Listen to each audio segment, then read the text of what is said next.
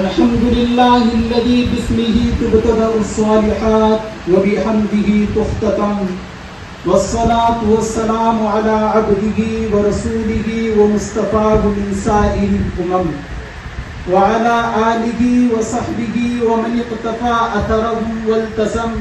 أما بعد فأما بعد وأما قبل فلله الأمر من قبل ومن بعد. من أين أبدأ؟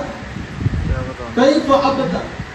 من أين أبدأ والمحامد كلها لك يا مهيمن، يا مهيمن يا مصبر يا صمد، يا عظيم الفضل يا نعم السند. من أين أبدأ وهو الذي مدح نفسه قبل أن يمدحه المادحون، ووصف نفسه قبل أن يصفه الواصفون، وأثنى على نفسه قبل أن يثني عليه المثنون.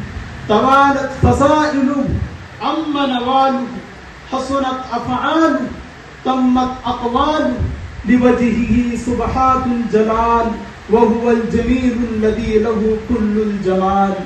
يا غافلا عن إله الكون يا لاهي، تعيش عمرك كالحيران كالساهي.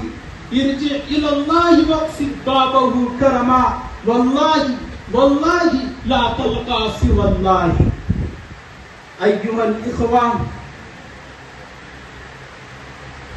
الله كريم الاسم علي الوصف، أحسن الأسماء وأجمل الحروف وأصدق العبارات وأكمل الكلمات. هل تعلم له سميا؟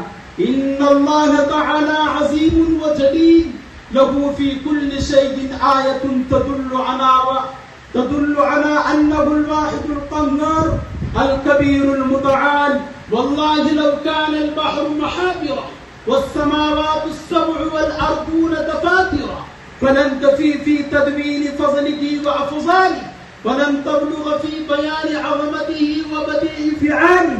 تسبح له السماوات وأملاكها، والنجوم وأفلاكها، والأرضون وسكانها، والبحار وحيطانها، وإن من شيء إلا يسبح بحمده.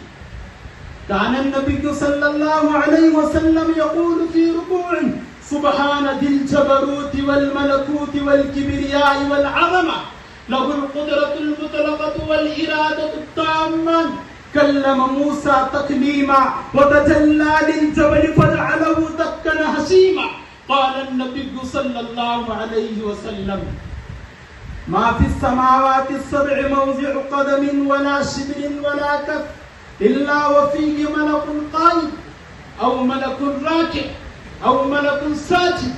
فإذا كان يوم القيامة قالوا جميعا: سبحانك ما عبدناك حق عبادتك إلا أننا لا نشرك بك شيئا. أيها الإخوان،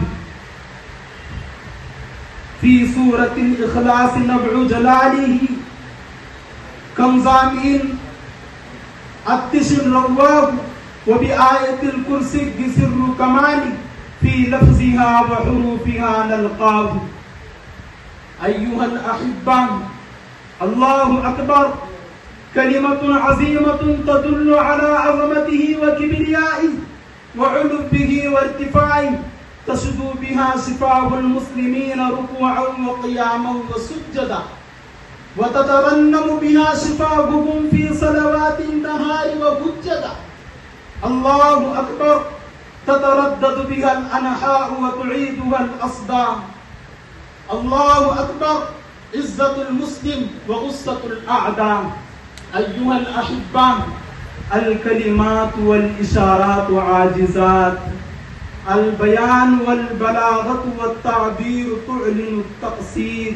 لا يعلم ما يستحقه إلا هو، ولا يحيط بعلمه سواه، ولا يحسن الثناء عليه غيره.